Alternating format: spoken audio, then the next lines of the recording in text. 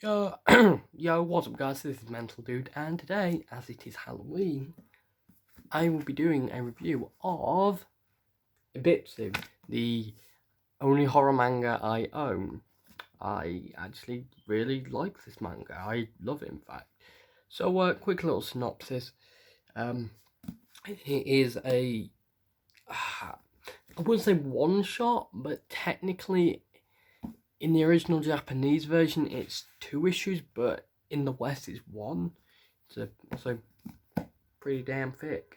I think this thing was like 16 quid. Yeah, it was like 16 quid. I got it ages ago. When did I get it exactly?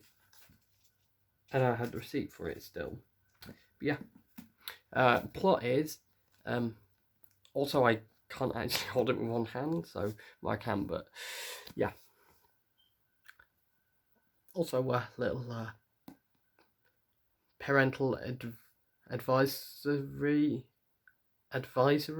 warning: explicit content. And that's because there is blood, guts, and boobs.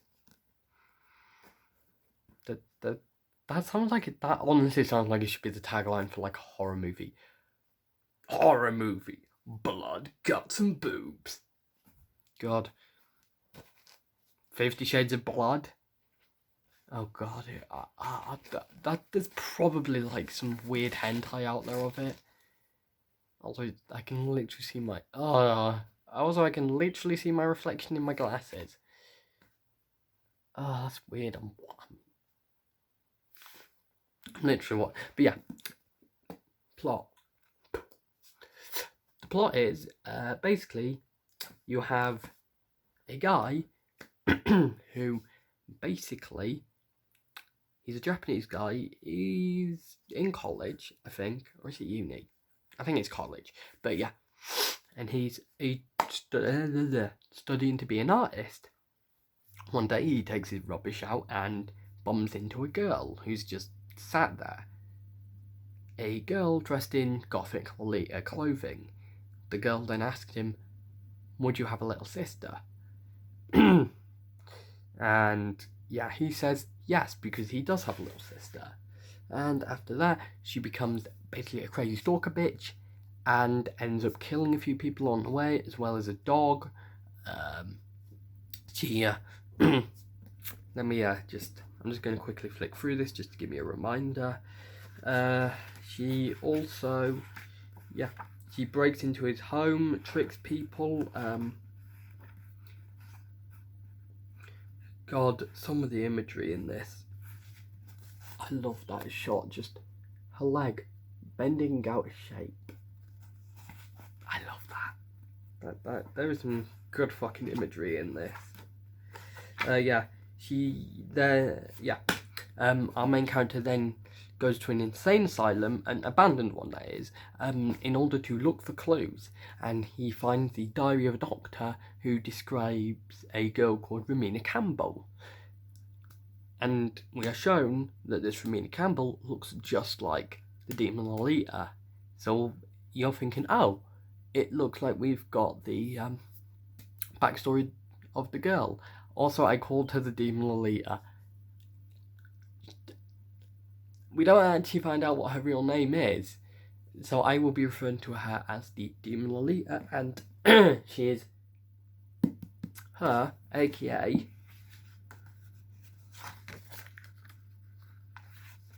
her. But yeah, basically, so finds out she basically was in there. There's a disgusting scene where she takes a box cutter and, well, let's just say there's a reason that she has that on her arm. She literally takes the box cutter and, I'm actually going to move back for this. She takes it and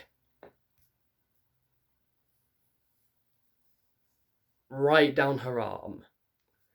Actually, did she do it that way or the opposite way? I'm just going to have a quick look.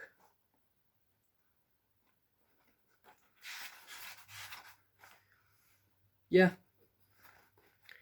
Here is the scene. This manga legitimately makes me feel uncomfortable at times, but yeah. In the insane asylum, the main character and the demon Lolita and get into a tussle.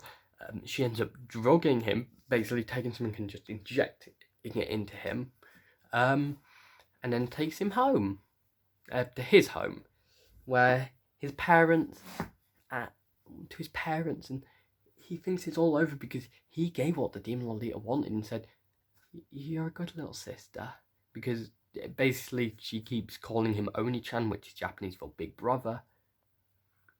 But yeah, turns out it isn't over, and she murders his parents and takes him hostage, and basically slices his Achilles tendon, which, if you don't know what that is, it's basically this part of your leg, or foot. Yeah, and you can't really walk if that's cut. So he's basically confined into a room where he's forced to eat literal rubbish, and he's just forced to draw pictures of her. And yeah, he's tortured, and he's eventually cut up into little pieces and put inside of a stuffed toy.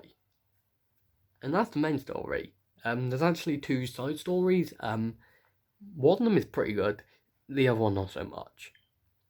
The first one, first side story is about a bunch of teenagers who, over some break, decide to go into a abandoned doll factory because there's an urban legend that if a couple manages to get up to the top floor and write the name on one of the walls, they will be together forever. So they do that, and shit hits the fan. Basically, there's 4 of them in total. 2 of them, the actual couple, go off one way, while another boy and girl go off another, because, like, the girl in the couple is trying to get the other girl with the other guy.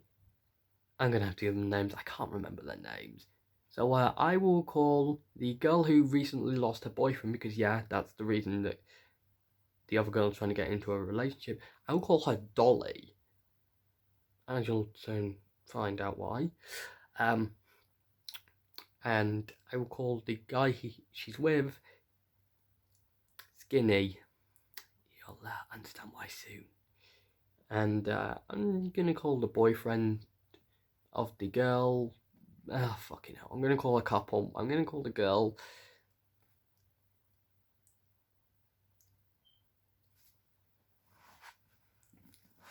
Let me just look up their names. Should be about halfway through. Uh-huh. Da da da da da da da da da da da da da da da. Okay. Da da da da da da da. Da da da da da da da da. Ah. Okay, so the girl I called Dolly is called Kaori.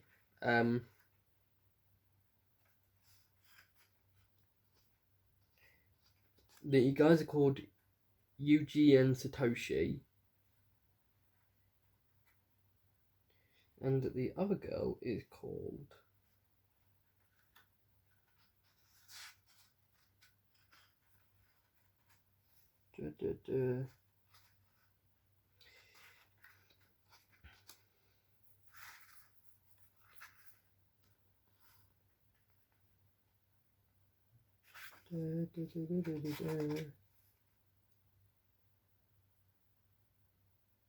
Okay, and the final girl is called Yuki. I just realised she is literally the final girl. Spoilers. But yeah. Alright, so I'm going to call one of them Dolly, one of them Skinny, one of them... Wait, is it Satoshi? Fuck. I have a really shit memory at times. I guess I can call Dolly Kaori. Maybe I will just... I might switch between calling her... Okay, so... Fuck, the second name. Okay, so basically the 4 of them going together. Satoshi and... Fuck, I can't remember the name. Basically, blah blah blah. Basically, Dolly and Skinny go off one way, and then Dolly screams, and the three remaining people go into a room where they find a skinned body on the floor. They then hear a noise above them. They look up, and they see Skinny's body, well, his skin, just being stretched by a bunch of dolls. And then his skinless corpse just says, well, it's not even a corpse technically, just says, run. Yeah, that's why I call him Skinny. But yeah, so basically, the three remaining people just run away from these fucking killer dolls, which move kind of insect-like. They're creepy as fuck. In fact, I will get a reference, but yeah. They, like, run away, and it's just so goddamn creepy how they move. Like, seriously, look at that shit. Look. Seriously, they're weird. They're really creepy. Yeah, so they run into a room. Satoshi basically decides, I'm a good runner, I'll go get help. So he runs off, leaving Kaori and the other girl behind. And then the other girl looks at the wall and notices that Kaori, aka Dolly, put her name on the wall with her ex-boyfriend. And then it's revealed that Dolly, aka Kaori, was actually a doll all along. A doll wearing the skin of Kaori. Yeah. It's great. There's a fight. The doll gets incinerated, and then there's a knock on the door, and it's Satoshi. Yeah, it turns out he was caught and was skinned. And you just see the rather lovely image of just... Oh god, I forgot about this image. God, that is creepy as fuck. Just an army of dolls. But yeah, you just have this image. Oh, it's so fucking good though. But yeah. And then there's a final shot where basically the two of them are just... where basically you just see the two of them walking, and you kind of see that there's a bit of dullness in them, a bit dull. You can't really see much, but yeah, you can see that they're now dolls. And yeah, that is the first side story. The second one is shit. It's literally just... why? Like, it's not even that much of a horror. Yeah, the other two, I don't call them horror, because this is a horror manga. But the second side story, not so much. It's less of a horror manga, more of a... I don't know. It's less of a horror story, more of a... I don't know what I'd call it. It's not very good.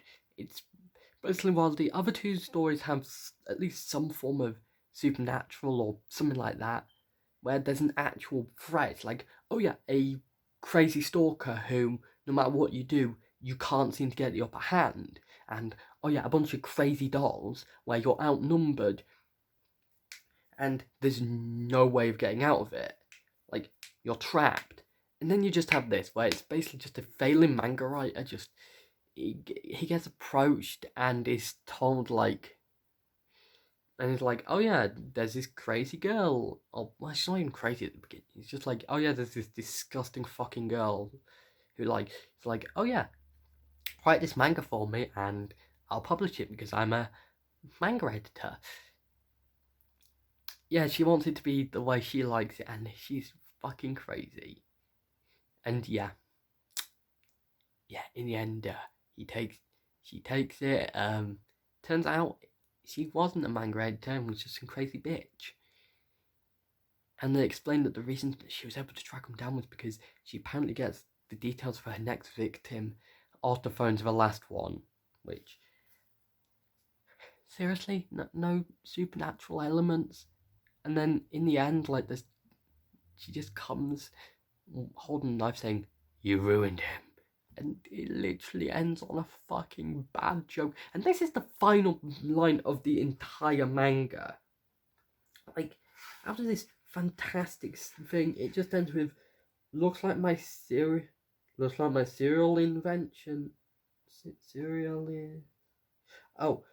serialization is going to be cancelled again. It literally ends on a shit joke. Like,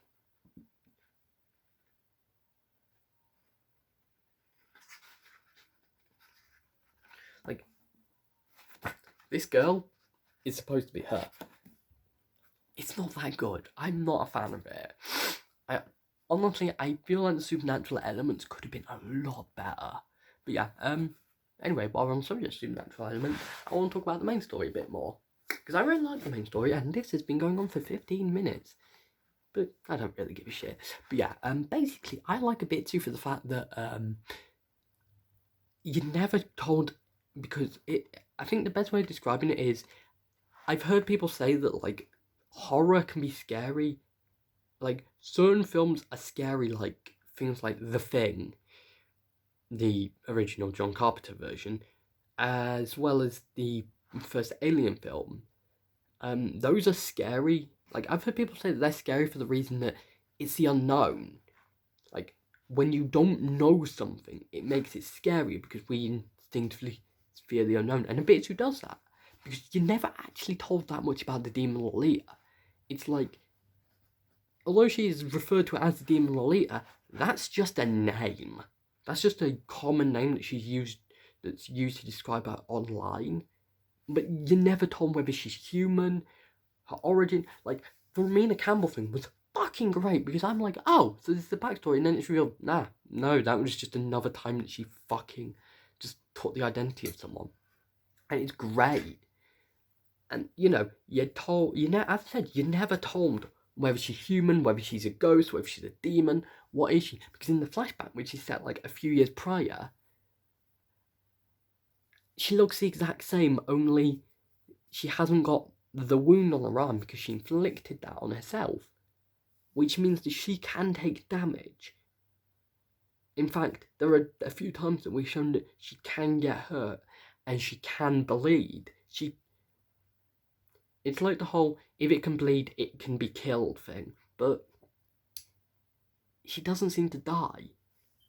I'm saying that she doesn't really sustain any serious damages, but the fact that she can bleed and those wounds, like, she can feel pain and she bleeds, and, these wounds heal very slowly. But at the same time, there's still some supernatural elements. It's like, for instance, while she is in the mental asylum, well, in the scene where the guy is running through the mental asylum, there's parts where she pops up, and there's a part where he runs through a corridor and a bunch of hands come out, all saying Oni-chan. But the thing is, it's never explained what's actually happening, because you're never told whether that's actually happening or whether that's just him going crazy. Because by this point, he has been through a lot of shit, and, like, maybe he's going crazy. Because you can chalk it up to basic psychology. It's like the whole Bloody Mary thing, where the reason that Bloody Mary is scary is due to the fact that our brains are trying to process limited information and trying to fill in the gaps, and it could be that, because it's dark in there, and, he could be hallucinating, or I don't know.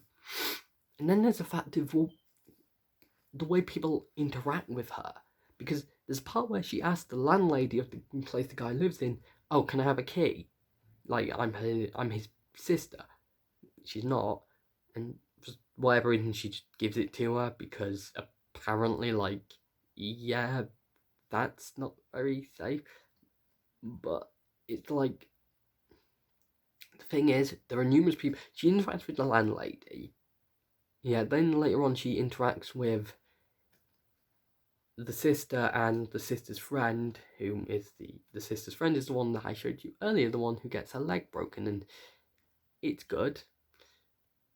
She also kills a few other people along the way, and she's shown interacting with doctors in the flashback, and she's shown interacting with the guy's parents. But the thing is, at the end, she's walking through, I don't know why it is, I don't know whether it's Shibuya Crossing, I don't actually know. Let me just check. It looks like a crossing. No, I don't think it's... No, it's not Shibuya Crossing. I just don't think it is. But she's crossing and no one seems to batter an eyelid at her. Like this dirty girl who's dressed weirdly and she's carrying a stuffed toy, and it's even mentioned earlier that it smells weird. Yet no one seems to batter an eyelid. But then there's a part where she basically ends up getting into a massive tussle with the sister and makes a mess in the house. But when the sister and the brother get a police officer, the place is cleaned up. Based on the disgusting dog soup that, yeah, she basically killed a dog and cooked it. And God, I've been going 20 minutes here, but yeah, basically that's been cleaned up. The books have been cleaned up. The piss on the floor has been cleaned up because, yeah, the sister pisses herself in fear. Nah, not gonna lie, that was pretty enjoyable to watch. God, I'm weird, but yeah, I just really enjoy it. It's just really fucking enjoyable because, as I said, you're not told anything about her. And it's the same with the side story, where you're never told exactly why the dolls are alive. You're told where they came from. Basically, some guy lost his daughter and he's trying to create, like, new versions, like, a replica of her. But you're never told why they're alive and why there's so many, which I really like. It leaves it really fucking open to interpretation. But then the second side story comes along and it's just like, you're given all the answers. It's like, oh, how does she get the names? Oh, she basically gets her next victim from the past victim's phone. Okay, she's not scary, she's just gross. Like, it's not even good, gross horror. See, something like Junji Ito does a great job because with him, the horror is like really grotesque and it just makes you feel unsettling. While with this, it's just like, it's not even horror, it's just kind of gross. And yeah, it's not scary. Like, here's the thing. If you saw the Demon Lolita, yeah, you'd be a little bit concerned. You'd be like, okay, why is this girl dressed like this? And you'd have an unsettling, you'd feel unsettled. And if you saw the dolls, you'd be like, okay, that's just fucking creepy. Yeah. Because both of them are unsettling in their own way. Like, as I said, the Demon Lolita looks strange and doesn't fit in and would make you feel a little bit unsettled. And the dolls are creepy. Like, they're designed to look creepy and the way they move at times is more insect-like or demonic. But then you have the last one where the girl doesn't look scary. She looks just gross. And it doesn't really... And if I saw her, I'd just be like, okay, it's just an ugly lady. It's just gross out. But, yeah. So yeah, that is a quick review of IBITSU. I suppose I should show you some scenes. But I've got to be careful what I show you, because there is actual nudity in this.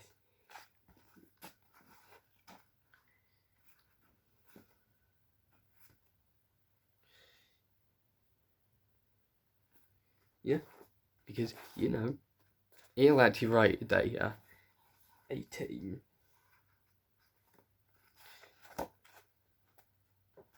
But yeah, I really enjoy this manga. It's a really enjoyable manga.